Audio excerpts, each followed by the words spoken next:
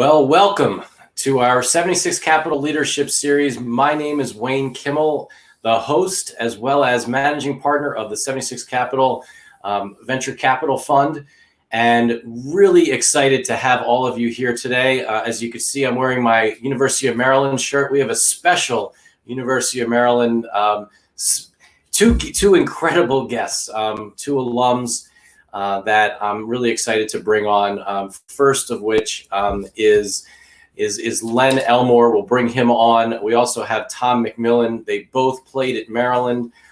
You can follow Len on Twitter at Len Elmore. Len is a University of Maryland grad, played 10 years in the NBA.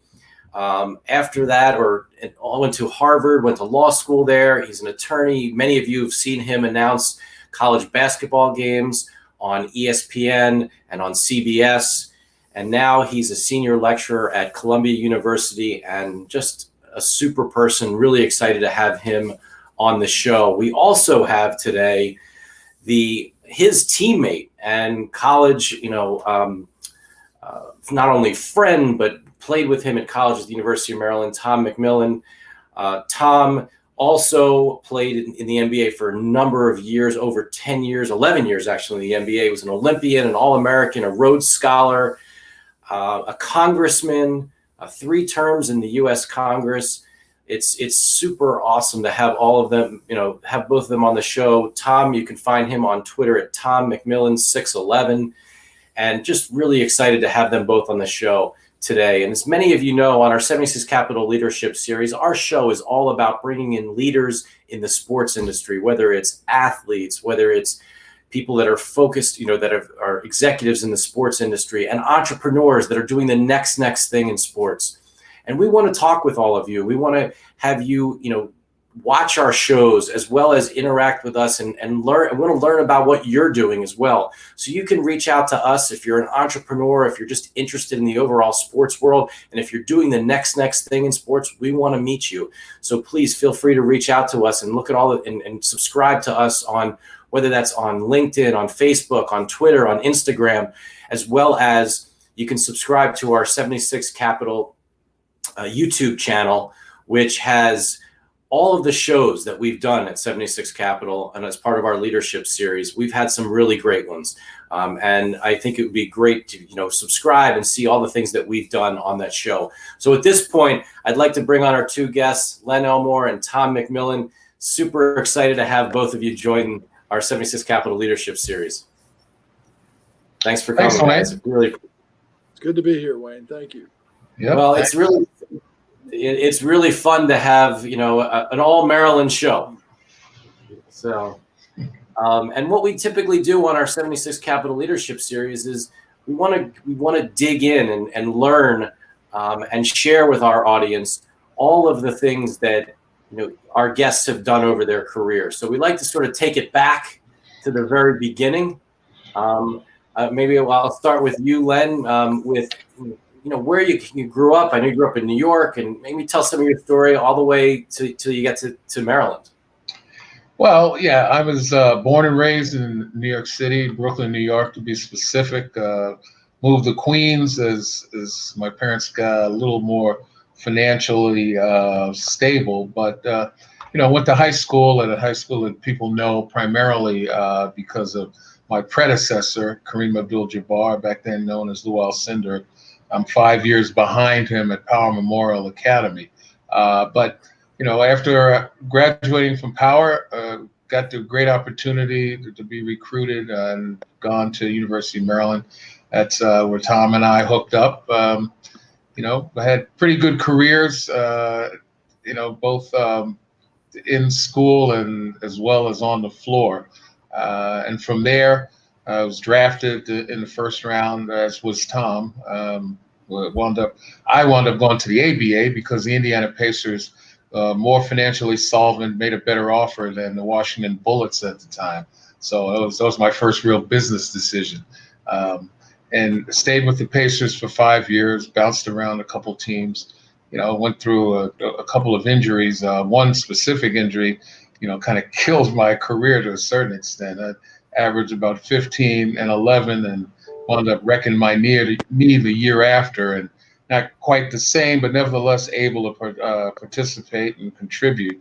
My favorite team probably was my first year with the New Jersey Nets, when I had an opportunity as a starter, played 79, 80 games as a starting center.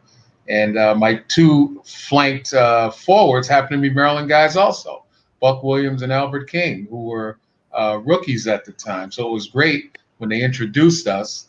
They had to say, from Maryland, the center, Len Elmore, from Maryland at power forward, Buck Williams, from Maryland, small forward, Albert King. So that was good. 2 years of that, and finally finished my career with the Knicks in New York. Wound up obviously applying and gratefully accepted at the Harvard Law School. After that, became a prosecutor in Brooklyn, New York, my hometown, for a few years. Went into private practice, continued the television bug that started when I was in law school, and then did a number of things. Ran a couple companies, small companies. Worked as the CEO of a joint venture between the NBA and the NCAA. And being on the night commission for intercollegiate athletics, Tom and I crossed paths there in his job. He could probably explain more. But wound up teaching at Columbia simply because, all the things that I've done, I've kind of amassed a lot of institutional knowledge, and I'm at the age now where, I'm not sure what I can do with it, so I might as well give it away. So that's kind of my life in a nutshell. Well, we'll dig in certainly into some of the Maryland years and some of your years in the ABA and NBA. Great stories. And Tom, same thing. I'd love to hear your story. And I know that you're as a kid. I mean, I can't imagine being on the cover of Sports Illustrated and what that was like. Well, particularly, I was from a very small town, Mansfield, Pennsylvania. It had less than 1,000 people in the town, and my high school senior class had about 86. But grew up in this town. My brother had preceded me and played at Maryland, as you recall, Wayne. He was a all ACC, played with Gary Williams at Maryland. So obviously my roots to Maryland go way back. When I was at Mansfield, we played Power Memorial my senior year in high school in a Christmas tournament. And I was going to let you mention that. Well, Power beat us, but I had a pretty good game. But we ended up getting to know Lenny at that time. I got to know Lenny at that time. Look at that picture, huh? Yeah, but that's not us, though. No, that's not that's us. Tom. But we both went to Maryland to play under Lefty Driesell, who was determined to put Maryland on the map. And we were both intrigued by going to a school like Washington, the nation's capital, that never had basketball, never had a great program, and sort of really establishing it there. And so we played 4 years together at Maryland. Lenny got hurt my freshman year, but we ended up having a great career, some fabulous games, including one against North Carolina State, which you see in that picture, which we played them numerous times, and just great matchup between one of the great teams in the country that went on to win the national championship my senior year. We won the NIT our sophomore year, which in many respects was, back then there was only 16 teams in the NIT and 25 in the NCAA. So it was a lot more exclusive than it is today. After I finished up from Maryland, I had a choice to make whether to go straight into the NBA. I was a first round draft pick as well, or accept the Rhodes Scholarship at Oxford University. I was the first Maryland student to win it. And so I felt an obligation that I needed to fulfill that. And so I went over to Oxford, but I was able to propitiously work out an opportunity to play basketball in Italy once or twice a week when I was over there. That's me and playing for the team in Bologna. And it was a great experience traveling all over the world and playing basketball. But I ended up coming back from Oxford after a year because, as Lenny alluded to, the ABA and the NBA were getting to merge. I was drafted by the Virginia Squires in the NBA, in the ABA, in the NBA, the Buffalo Braves, and I chose the Buffalo Braves. I finished my Rhodes Scholarship by going back 3 straight summers during the NBA, finishing my second year over there. So it actually took me 4 years to finish my Rhodes. So I played for Buffalo, then I went to the New York Knicks, and then I was traded to Atlanta, where I played most of my career, 6 years there, playing for Ted Turner as he was developing that fledgling cable network that became the Superstation and all CNN, all the great assets that he accumulated. When I was playing for Ted one day, I went to see him and I said, Ted, I really like Atlanta, love playing for it, but I would love to have you trade me to Washington so I could run for Congress up there. And lo and behold, 6 months later, he trades me to Washington, probably the first political trade in pro sports. So I go to Washington, I play there 3 years, and then my last year before the season starts, I announced for Congress. So I run for Congress while I'm in the NBA the whole season. I finish the season May, and I get elected by the slimmest of margins in November. So I served 3 terms in the Congress, went on the Night Commission in the beginning like Lenny did. And after I left Congress, I was a presidential appointee under President Clinton. I headed up the President's Council on Physical Fitness and Sports. I had been a member of the council back under President Nixon, so it was an honor to co-chair that with Florence Griffith Joyner at the time. After that, I was involved in private equity, buying and selling companies, much like you, Wayne. And more recently, in the last few years, I'm the CEO of Lead One, which is the trade association for the 130 athletic programs of the FBS. So that, in a nutshell, for all the other things you talked about, the Olympics and all that, we can leave for another moment. Certainly the Olympics was one of the most controversial moments of my life, but both Lenny and I have crossed paths many, many times over the years. So it's a pleasure to be on your show. Well, thank you. And it's great to have both of you on our 76 Capital Leadership Series. It's really special to, I have over my shoulder is my dad. And I can't tell you how many conversations that growing up that he would talk about the two of you as role models for me, in the fact that you could be a good athlete and also be smart and get a law degree. And, I couldn't be a valedictorian like you were, Tom, but at least do well enough in school. But we always would point to the two of you.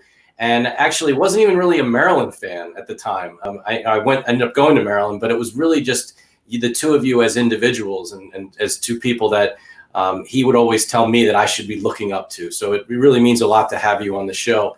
So going back to Maryland, both to all 4 years, was that played under Lefty Driesell? Is that correct?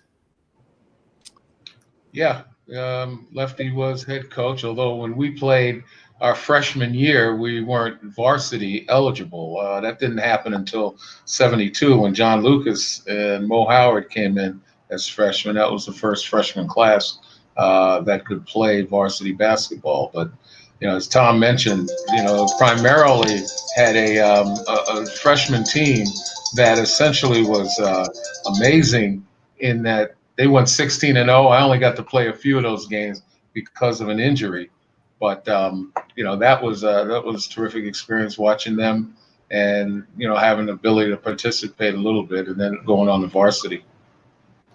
So what were some of the biggest wins you would say? I mean, you won the NIT. What were some of the other really exciting games or other people that you played against back at Maryland that, would be interesting for some of our viewers?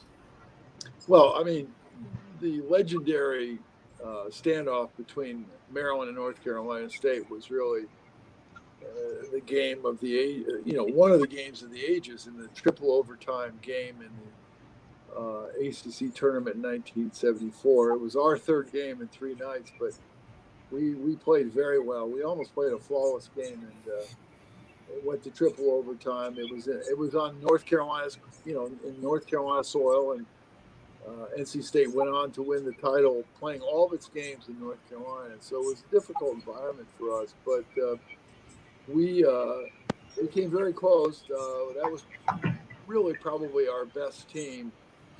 Yet when we lost, we felt that going back to the NIT was anticlimactic, so we ended up just calling it at the end of our seasons. But we played so many great games. As I said, the NIT was exciting at the time. There were only 16 teams in that tournament at the time, so it was much more meaningful. But Lenny, your take? Yeah, I would certainly agree. We played against some great players. I mean, the rivalries within the ACC, in North Carolina, Bobby Jones and guys like that. Bob McAdoo, Billy Chamberlain, those guys are sophomore year. Certainly we played UCLA our senior year, which, was a heck of a game for us. Unfortunately, we were the recipients of a bad call in the last play of the game. We had come back from a 10-point deficit, outscored UCLA 9-0 in the last 3 minutes, and had the ball only to get a call, actually a no call. John Lucas got pushed out of bounds by Dave Myers, and that was the end of that down the stretch. But that was a great matchup. Certainly, I think my most memorable games are the two games leading up to that championship game, ACC championship game with NC State, where we beat the heck out of Duke and North Carolina. I think both of them by about 20, 25. I think they were still, to this day, the worst beatings either of those teams had in the ACC tournament. So that's kind of I like to pin that medal on our chests. But I laugh because Tom has fallen victim to the legend of that ACC championship game too. Tom, was only one overtime. Everybody keeps saying it's triple overtime. We only played one. It felt like three, but it was only one. Well, that's how good how suspenseful, just how well played that game was, that people, look at it as a triple overtime game. Yeah, and we ended up, one of the games that I remember very well, I'm sure Lenny does as well, was our last game in Cole Fieldhouse. It was against Virginia, and the exultation of the fans coming out of the stands, lifting us up, was pretty amazing. Cole Fieldhouse was a very unique venue, very intimate. Lefty had put the seats down on the floor. That was an arena built for boxing back in the 50s. You can tell because the lights come straight down, and Lefty really converted that into an iconic basketball arena. And I'll never forget that game in the end of our last, I think it was March 1974. Right? Remember that? Yeah. It was pretty monumental because they were kind of celebrating, a program that really had arrived. We only lost 2 games at Cole Fieldhouse. One game our junior year, one game our senior year, both to NC State. But we're like 70-something-2, which I still look at that as amazing. Yeah. That's incredible. I mean, certainly Cole Fieldhouse it is just, it was an unbelievable place to play, unbelievable place to watch games. Lenny, and in my day, I wasn't certainly good enough to play at Maryland, but I did get to broadcast games from there, so I was doing your thing there. But it was really special, really special place. So I can't leave Maryland without asking you, like, sort of, what was at the time, what was your favorite place to get pizza, or what was your sort of your spot, Well, there was only one place, Lido's, right, Lenny? You got it, man. Now, there was a place called Pizza Inn, and believe it or not, nights before home games in our senior year, John Lucas and Owen Brown and myself, we found it to be kind of a habit and got into a groove by going there and having kind of a pizza together. So it became superstitious. So we went before just about every home game. But it was definitely not Lido's. Pizza Inn was a little cheaper than Lido's. That's why we get there. $15 a month didn't go very far. So we pooled our money. But, the other thing I like doing, especially in the spring and summer, hanging out on the mall. We used to have a group of our friends, my non-basketball friends. We'd hang out in front of McKeldin Library, not necessarily in the library, but outside. And that's where I met my wife, my junior year. So, I've got to mention that.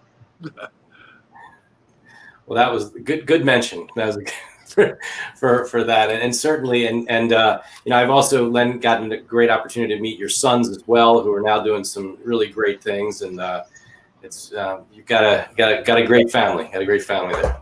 Thanks. So you talk about both of you were in the NBA, the ABA. What was that experience like? I mean, you had a number of, not only did Len, you talked about you had two Maryland guys as your teammates, but just playing in the NBA. What was that? What was that like for you during that time in the 70s? I mean, was it as compared to like what is now going on in the NBA, and certainly how it was? I guess the world certainly has changed a lot. Well, I'll go ahead, Tom.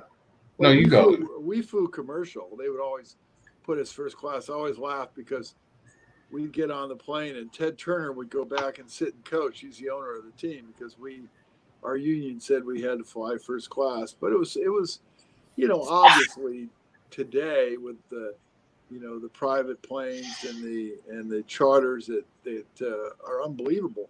I tasted a little bit of that when I played with the Knicks because we would play a game and we'd charter right after and go to the next city. I mean, there's advantage to that because, the guys are on the plane, they eat there, they get to the next city, they go to bed as opposed to, sometimes staying up late after a game in the city they were in. So, overall, the NBA has made light years of improvement in terms of how they treat the players. So have colleges, for that matter. And it was an experience. You kind of live a peripatetic lifestyle. You have to deal with the press. Interesting, like Lenny alluded to it. You have to deal with injuries a lot. You have to play hurt a lot in the NBA, which is not so the case in college. You get hurt and you have to play. And so it was an interesting experience.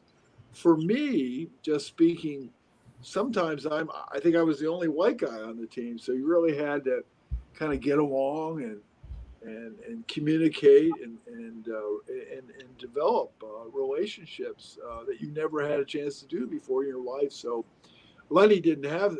I had that experience because I came from a very small town. Lenny obviously had grown up in New York, but that was a maturation experience for me as well. Yeah, I mean, I would go back to the first point about travel and some of the hardships. Playing in the ABA when, a lot of teams were starting to fall based on, inability to maintain financial stability. It got to the point where the scheduling and the travel became, immensely difficult. I recall playing a game in Denver as a pacer. Winning that game was a night game, 7:00 Mountain Time. By the time the game's over, we get back to the hotel, grab something to eat, and go to sleep. We have to get up and be on another plane at about 6:30, 7:00 in the morning to play a late afternoon game in New York, back to back. And so, there are times we played 3 games in 4 days, flying commercial. I did have that experience that you had, Tom, when I played with the Knicks as well. But the bottom line is that it bothers me a lot when I hear these guys complain about travel and, we talk about their usage and, how, they're playing too many games, et cetera. Last time I checked, we were getting paid to play 82 games. That's what it comes down to. And we played as hard as these guys are playing today for far less money. But that's I guess that's progress. But I would also add, when you did the West Coast swing, you'd always play 3 cities, and it would usually be, let's say, in LA one night, San Francisco the next night, and then the next afternoon, you had to play Portland or Seattle. Yeah. And as Lenny said, you were required to take the first plane out of the city the next morning. If it left at 5 in the morning, you had to get on that plane, and those were NBA rules. But by the time you got to that third game that afternoon, you were just frazzled. And I recall that. I'm sure you do too, Lenny. That was an incredible endurance test. It was a bettor's paradise because you knew that team that was on the road coming in that third game, you knew that they didn't have anything left. Also, that's the other thing about the NBA. So many guys, there's a night when anybody, even the 12th guy on the bench, was going to have a good night one night. Because of so much travel, guys would say, hey, I'm not chasing him tonight. And so you get an opportunity to score some points. So every dog had a day in the NBA back then. Where was load management back then? That's what I was saying. That usage, that load management. Today, like I said, they complain we got paid to play 82, and that's what was expected. Amazing. You know, was there a specific city or arena that you really enjoyed playing in? Or did not enjoy playing in? I never liked to play in Boston Garden. I'll be honest with you. How about you, Lenny? Yeah, the Garden, and a lot of it not only had to do with the fans who weren't the most welcoming, and as we hear stories about Fenway and other places, you got that same thing in the Garden.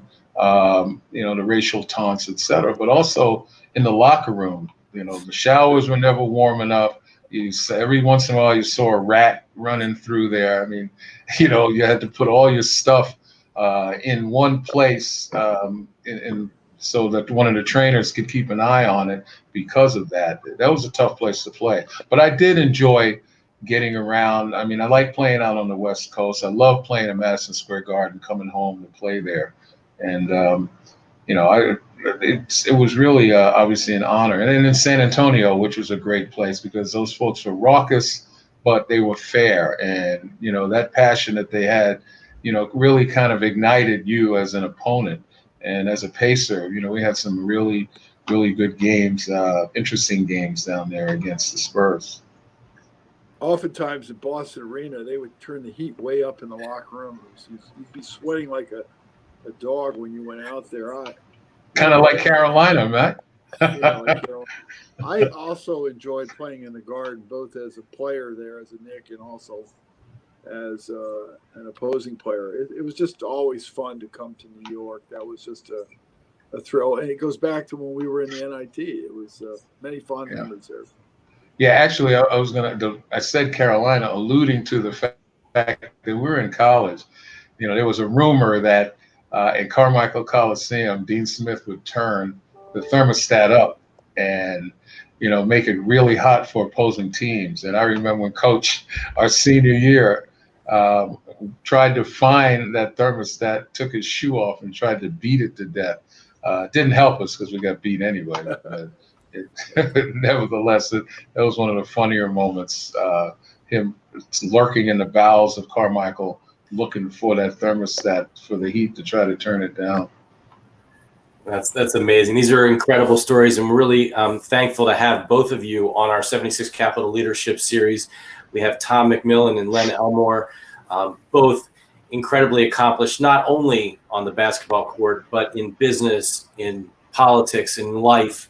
And maybe we get a little more, little serious for a couple minutes. But, Tom, you're a congressman, three-time congressman. You see what's going on in the world today. We're in the middle of this terrible pandemic. We're in the middle of incredible social unrest. The world is not what this country is not what it was 3 years ago, 3.5 years ago. A lot of things are in flux right now.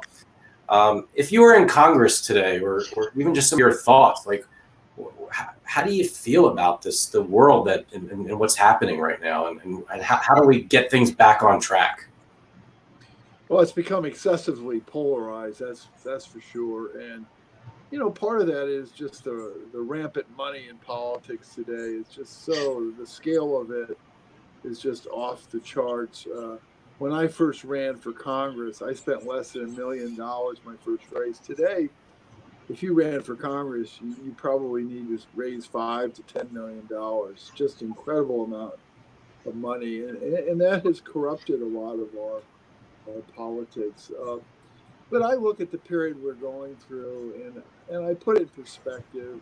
My father was a little older. He was born in the early 1900s. He went through the pandemic of 1918, World War I, World War II, the Great Depression, and hundreds of millions of people lost their life, and the Vietnam War, and so many difficult issues that he had to live through. And so we'll get through this. This is a difficult time for Americans, but I will say that in studying World War II, the most important thing is you have to rally a nation together. They got to be in this together, and you can't have some people wearing masks, some people not socially distanced. And I think that's the lesson. Listen, Taiwan is a country with 30 million people. It's a tenth the size of America. It's a very urban country. They've had 7 deaths, 7. And that's because I think the Taiwanese people pulled together all the way down to the first graders, all the way up to senior citizens, and took it on like a war. And we've not done that in this country, and we're paying a price for it, unfortunately. So, yeah, all great points. And Len, I know I've seen, read a number of things that you've been posting lately, whether it was on Twitter or other places, sort of your thoughts around, what's happening right now as well. Not, certainly from a pandemic side of things, but also from, the racial divide and so many things that are happening right now. I'd love to get your feelings and thoughts on all this.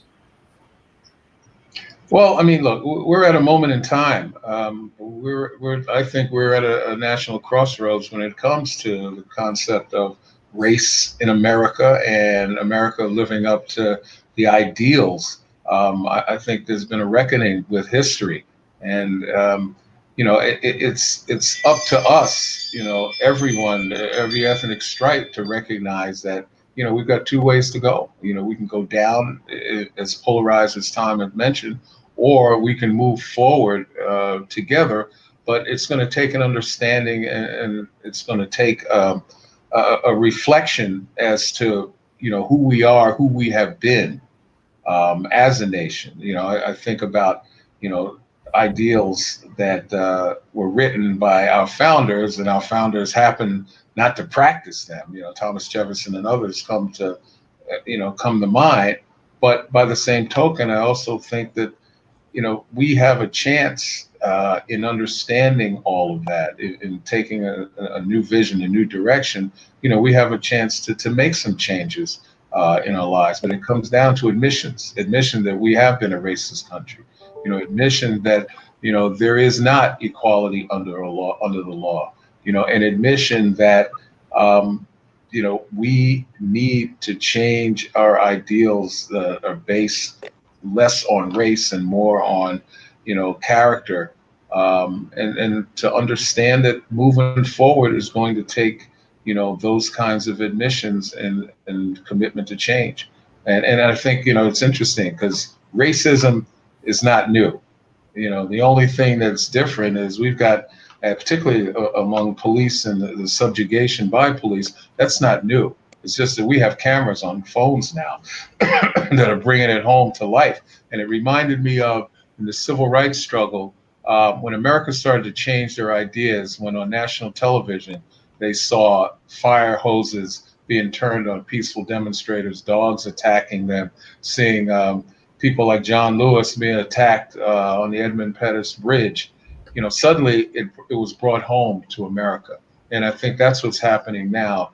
The subjugation, by police, the microaggressions, all these different things have been brought home to America.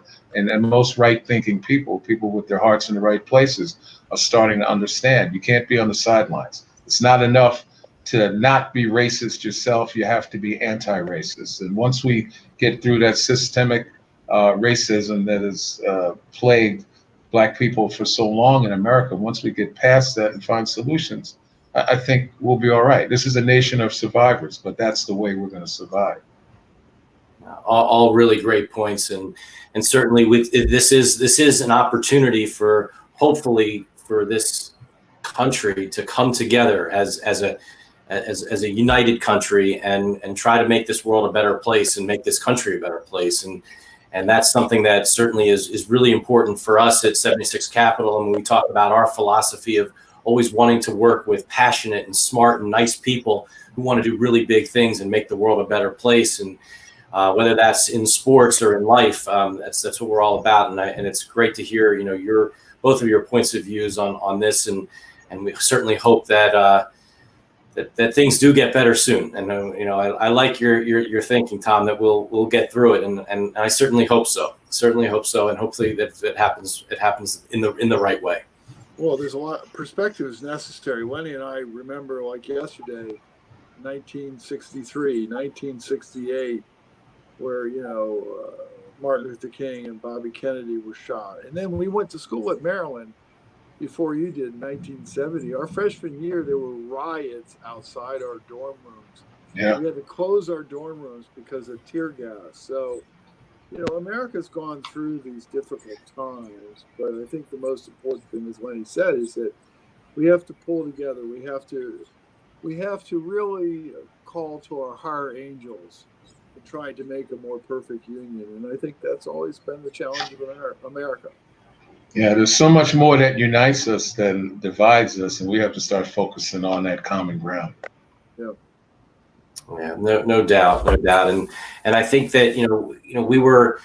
It seemed at least that there was this. We were sort of riding high, right, and at a really great place, and the world was amazing, and athletes were doing great things, and there were YouTube stars, and there were all everyone was kind of, things were okay. And then this pandemic hit, and then the Floyd situation. I mean, things just kind of opened up so many different things, and now we're at this place. And the reason I mention that is it's because one of the things that we talk a lot about is sort of the power of an athlete, right? The social capital that athletes have to be able to shine a light on a problem, shine a light on different types of opportunities to help. Do you think the power of an athlete, the social capital that athletes have, can truly help move things forward in this country at this point right now? Or is there even a responsibility for some of the top athletes out there today to do something? Well, I think all of the above. And the reason I say that is because historically that's what has occurred. One of the courses I teach at Columbia is athlete activism and social justice. And what we do is trace the activism, but also the plight of athletes, particularly Black athletes, from the post-Civil War days when sport actually became a thing until the present day, and to see how athletes have responded to the socio-political and economic barriers that have been placed before them. Whether it was being driven out of horse racing when Black jockeys were the most dominant jockeys and the highest earners in America, to not allowing Fleet Walker to play baseball and utilizing things like Plessy versus Ferguson to separate the best bicyclists in Major Taylor away from his 7 world championships. And you go through guys like Paul Robeson, and in the quiet activism of Jesse Owens and a Joe Louis, all the way up to Jackie Robinson, and what he had to endure, and the laws that helped Branch Rickey bring Jackie Robinson to New York and play and break the color barrier again, all the way to today with Colin Kaepernick and what he's done. These young athletes have a tremendous platform based upon social media and other things. But the one thing that I try to tell my students and understand is that true athletes, and the one guy that I forgot, 2 guys I forgot, are the ones who are probably most indicative of athlete activists, and that's Muhammad Ali and Kurt Flood, 2 guys who actually sacrificed. And that is, to me, the common denominator with Colin Kaepernick and others. Had a mission, had a vision, and they sacrificed in order to affect change. There are a lot of guys who say a lot of things, but they're not willing to, put their livelihood on the line. They're not willing to sacrifice. And the bottom line is those who sacrifice are the ones who go down in history as the architects of change. Well, no doubt about that. And certainly, we mentioned Kareem Abdul-Jabbar. He's someone who's been pretty outspoken lately around some of the racist comments and that are being made out there today, as well as you have Charles Barkley, right? Another one who's also been pretty outspoken as well. There's no question, and I echo what Lenny said. You know, we grew up with a lot of just tremendous athletes. Arthur Ashe, I think of what Yeah, his that's another one. Mhm. you know, and John Carlos in the '68 Olympics and so forth. I think there's a responsibility for these athletes as well, because they have a podium, they have a stage, to also think through these issues, think about what they're trying to do, and not just do it just because they're an athlete. But I think the positive part about this is that athletes have been on the cutting edge of change. And I think they'll continue to do that. And that's one of the unique American inventions, that these athletes can come from any walk of life and really make a tremendous impact on our society. Yeah, Tom brought up a couple of good points. Tommy Smith and John Carlos, they sacrificed for making their statement at the Olympics. You know, I mentioned Ali, Kurt Flood. People don't realize, you know, the big money today in free agency is all attributed to Kurt Flood and his outspokenness, and the fact that, you know, he wound up losing his job and ultimately lost his life at a young age because of the pressures assigned to that. And the final thing, that the point that Tom made, I want to elaborate on, is the fact that guys need to understand what they're talking about. You know, all too often people open their mouths not really understanding the issues. And I'll go back to the Hong Kong issue, where several players spoke out against Daryl Morey and spoke out against the backlash that China was witnessing, not understanding that the Hong Kong demonstrators were the ones who were in the right. You know, if you told Americans that in 25, 30 years you were going to lose your Bill of Rights, how would you feel? How would you react? Because that's essentially what the Hong Kong demonstrators are going through right now, and in fact had their rights shaved away. So, you know, in the end, it really is about athletes educating themselves on the issues and being able to speak out with credibility that obviously gives them a greater platform and gives them a better resonance among just everyday people. I completely agree with you, and it's actually something that I'm very excited about. One of our senior advisors at our 76 Capital sports advisory business, her name is Joanne Pasternak, has put together a group along with Steve Kerr and a number of other former athletes, as well as executives and some top leaders across the country. And I'm going to have to suggest we at least talk with you about some of these things, about some of the programs and things that she's now putting together, because, you know, this isn't, there's an absolutely an opportunity for athletes to play a very important, continue to play a very important role in these types of issues. So talk about, you know, kind of a transitioning a little bit from that into kind of the next big thing that seems to be coming down the pike in college sports, is one of the big issues that you and Lead One are taking a lead in, is this NIL issue, the name, image, and likeness situation.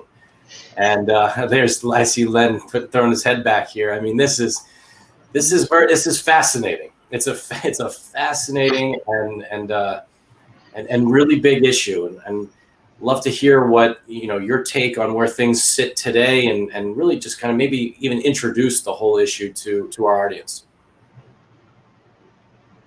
Well, I would say that of our 130 ADs, most of them, the majority of them, are in favor of modernizing the college sports model so that kids can monetize their publicity rights. I mean, every other student on campus can, and why not student athletes? I do think, though, you do need some kind of controls, and that's where it gets very tricky. Our association has proposed very low regulation model. All this right now is being discussed on Capitol Hill after a number of states have passed legislation. I think the politics of this is that this whole issue is opening up a can of worms in college sports, because, you know, certainly for basketball and football players, a lot of people are questioning, you know, what happens if they get hurt? Can you pull their scholarship? Do they have a lifetime scholarship? What happens about, you know, why aren't they getting more benefits? And You know, the problem in college sports, and I wrote a book about this when I was in Congress called Out of Bounds, is that we allowed the system to become professionalized on one side, which is the coaches and so forth. Um, just point in fact, the last 3 years we've paid out $225 million in severance payments for coaches that were fired. Uh, and on the other side, the student athletes have been sort of given scholarships and benefits and all that. It was just inevitable. I remember in 1991 when we had a hearing on this on the Hill when the first coach's salary passed $1 million. At the time, I said, "Well, it's just a matter of time before the athletes were going to win the day." And so you see that pressure being played out on the Hill. And quite frankly, I'm not sure how it's going to all pan out. I think the politics of this are that the NCAA is on a very tight time frame. We have an election coming up.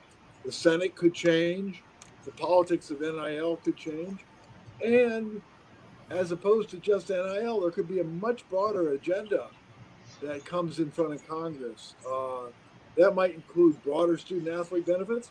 And by the way, curtailing some of the arms race in college sports. So I don't think that we've seen the end of how this will play out because I think there's a lot of road to travel before now and a resolution. Yeah, I mean, look, I've always been a proponent of the property right of name, image, and likeness, and it's just as mind-boggling that the NCAA hasn't discovered the issue and taken action, even as recently as the O'Bannon case, which, even though it was about antitrust, it still came down to name, image, and likeness, particularly with video games. The bottom line is, though, as Tom mentioned, you need guardrails to make sure that everybody is doing the right thing. Everybody's playing on a level playing field, not using name, image, and likeness to, boost their recruiting, to, gain one-upsmanship on others. Also, not to exploit the student athlete. They need protection more than anybody, since this is, who it's about. The health, safety, and success of the student athlete is paramount. But again, there are tricky roads to go by, and we look at the 50 laws that are potentially going to be passed in state by state, and that becomes onerous for the NCAA and their mission to maintain the level playing field in their membership. So maybe federal legislation, something uniform is in the offing. The other thing is to protect the model. The model can go through certain iterations, but I'm hopeful that it never goes to pay for play, which then gets rid of the bright line between collegiate sports and the pro sports. If we can prevent that and still provide the maximum benefits for student athletes, then so be it. But there are so many issues that need to be examined, and something needs to be determined, so we can get rid of all of those issues. Now, the other thing that I would say is, the exemption, the antitrust exemption, I've always called for a conditional one, where we lay out a bunch of a laundry list of things that inure to the benefit of the student athlete, and that the NCAA and others can start checking off as they pass resolutions, and they maintain an exemption from lawsuit, because the NCAA is dying the death of 1,000 litigation cuts. Every time you look around, somebody's suing them. They're even asking for protection from NIL should they adopt certain, certain federal legislation opportunities. So, if we can do that, I think we can save college sports. Without it, I think college sports starts to wither and die, and it's all because of money, which is a doggone shame. And I think the real question, I think Lenny alluded to it, is are we on an inexorable path towards fully professionalizing college sports? And with the Alston case out there, and with NIL and all that, it's not too hard to imagine 5, 7 years from now where student athletes have collective bargaining, unions, and being fully paid. Um, and then, of course, all that means that your Olympic sports are going to be cut even more. which are the feeder system for our Olympics in this country. 250 teams have already been cut so far due to this pandemic. So what I fear, that's the model that I fear that we are heading towards. And I think that's anathema to higher education in America. I don't think you want to have full professionalization on college campuses. And I think policymakers are going to say, look, this college model is uniquely America, but never did we intend it to be like the NBA and the NFL, which it may very well end up being. And so that's the pathway, and that's the road that will determine the next 10 years, I think. Yeah, and I think, well, those are incredible points. And I think what you're the thing is, when I think about this, and maybe just even give a simple example of say, one of you guys, right, 18-year-old walks on the campus. How does that student athlete deal with all of this, right? I mean, where a car dealership or a sneaker company or a pizza shop, as we said, Lito's Pizza now wants to sponsor the top player at Maryland. Like, how will this even work? Well, Lead One has proposed a third-party intermediary, sort of a clearinghouse to help student athletes and also to vet and to look at these deals.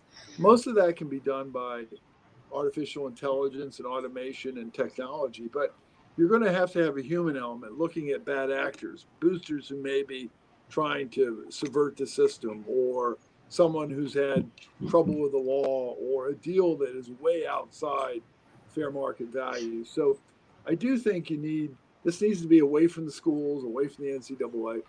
Our proposal has been that we find that third party to help with that process.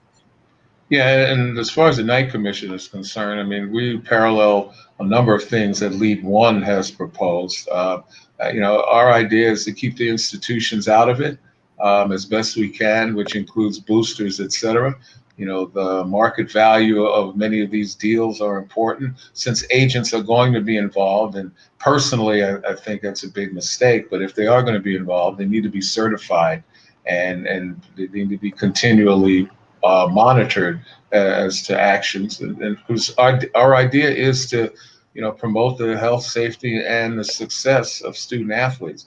But also, since the NCAA is a membership organization, they have to maintain that policeman enforcement status to make sure that everybody comports with the rules. I mean, that's one of the biggest problems we have in college sports, and have had that since the seminal case, Board of Regents of Oklahoma versus the NCAA, when Justice White in his dissent, predicted that, the lack of trust among the members is just going to create more problems than anything else. And so we've got to find a way to make sure, at least, that the playing field is level and enforce the rules.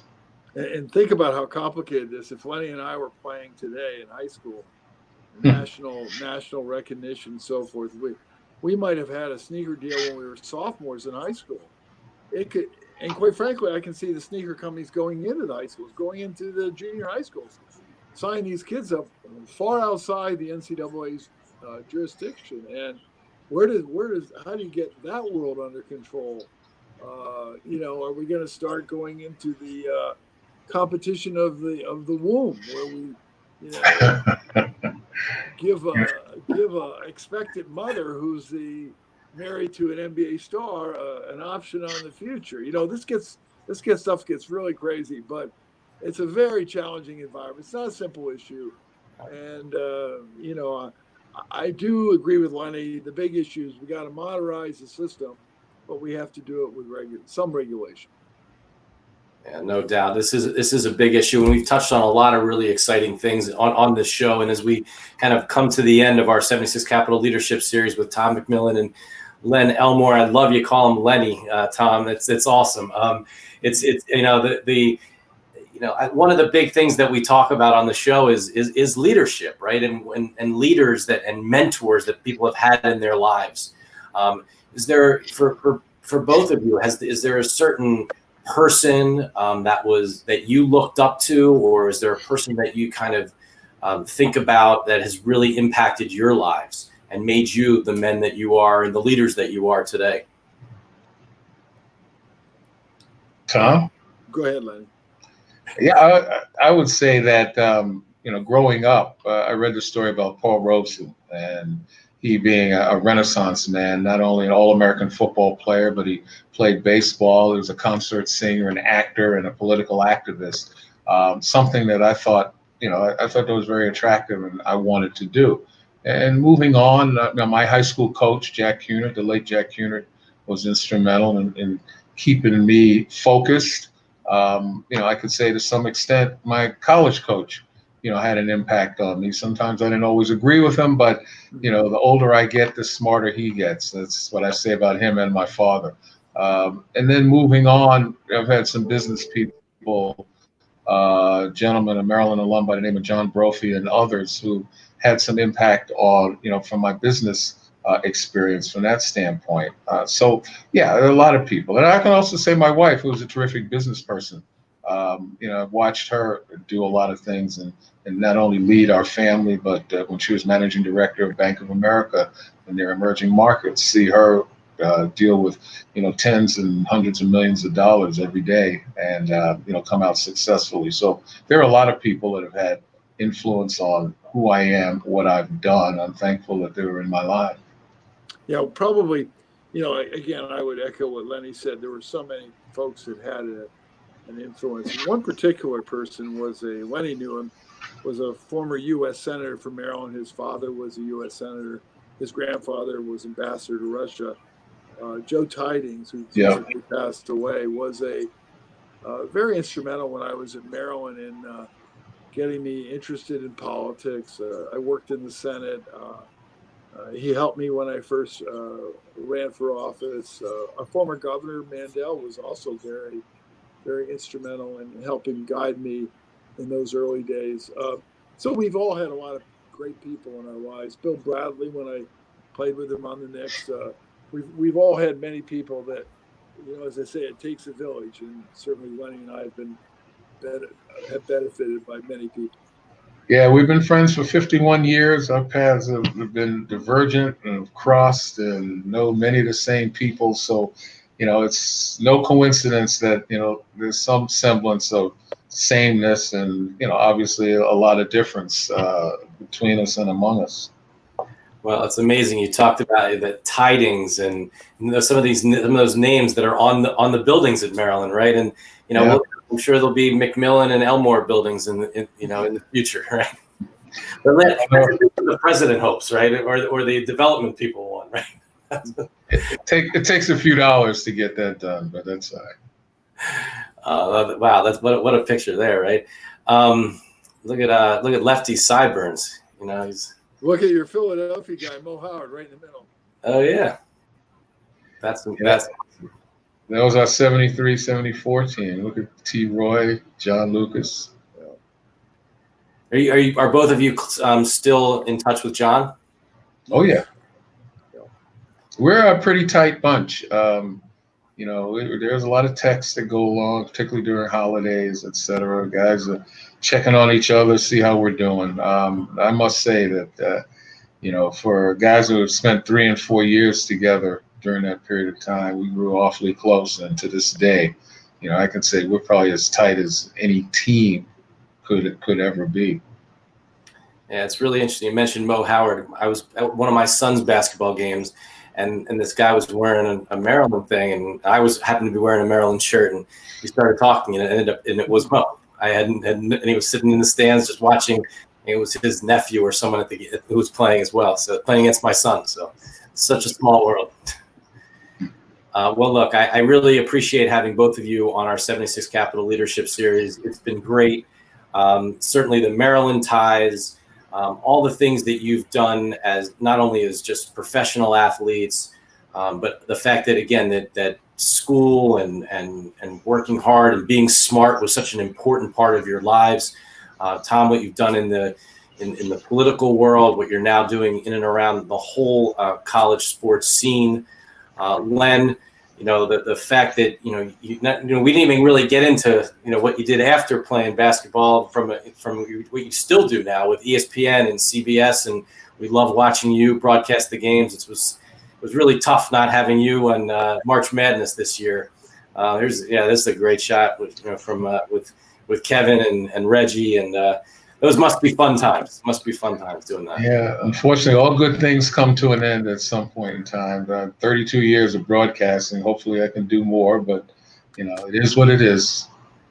Yeah, well, we miss you with that. Love that. Keep up all the great work that you're doing at Columbia now. Tom, you at Lead One, and it's been a great show. Love working with both of you, and hopefully we get to do a lot more things together in the future.